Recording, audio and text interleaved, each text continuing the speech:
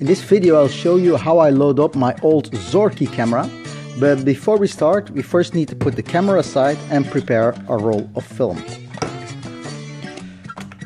So to load a Leica III or Zorki, you need to cut the film leader. This is about 5 centimeters long, but we need about double of that. And then we cut here, and we turn a bit, and we cut there. So this is all you need to do. The film leader now looks like this. It's a bit small, you can leave it a bit wider. Then you open up the camera. The bottom plate releases like this. And you see that, I'll turn it this way, that will be easier. You have a spool here. And you have the hole for the film here. So the film will go in like this. And the spool will go in like that. So the first thing to do is you need to add the film under the spool. So this goes here. And when you look at how it enters the camera, you'll see that it is wound on this side. So it will be wound on the reverse way than you normally would think with an SLR. It will turn that way. So we'll put it all the way in. And then all that's left to do is to insert both film and spool at the same time. Yeah. Just to make sure that it fits, you need to wiggle around a bit.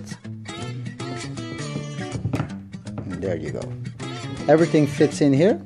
Now when I turn this side should be stretched as well. So I'll check if this wants to turn. And you see also at the bottom, you see my film is turning with me. So now I can close the camera.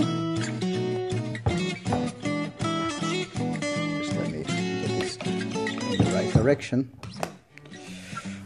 I close the camera again and I keep on winding my film. I first need to release the shutter. I'm a bit anxious to see if this will turn along with me. It isn't for the moment, so that's not a good sign, but I'll try to see if I can. Yeah, I get some stretch on the film now, so when I turn this it should turn with me. Now it's starting to turn. So this is my proof that the film is loaded correctly. I have 2 exposures on it now, so the film leader has passed the back. So my next exposure will be a valid exposure. So that means that I now need to reset the film counter, and I'll reset it using these little knobs, and I'll reset it to 0.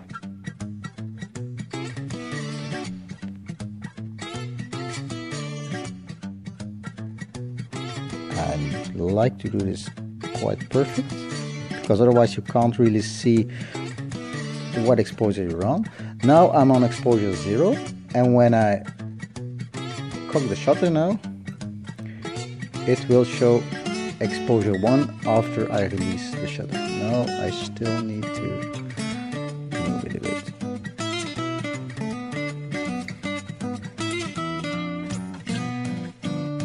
Okay, so my mistake, you need to set the film counter with the shutter cocked, otherwise it will not be correct. Okay, shutter is cocked now and the film counter is on 1, and we can take our first exposure. Of course, like you know, with all of these collapsible lenses, you first need to 1. remove the lens cap, because it's a rangefinder camera and you can very well take pictures with the lens cap on without noticing it.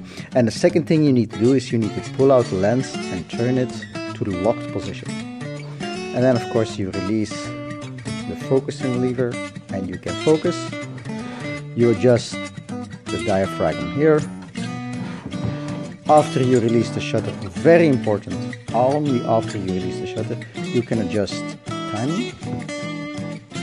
If you would adjust the shutter speed before cocking the shutter, you are almost certain to ruin the timing mechanism in here, and you'll have to open up the camera and reassemble some things which aren't that easy to assemble. So always first cock the shutter and then change your shutter speed. And now you can fire the camera after looking through this lens to make sure that you are in focus, and then looking through that lens to make sure that you have everything framed correctly.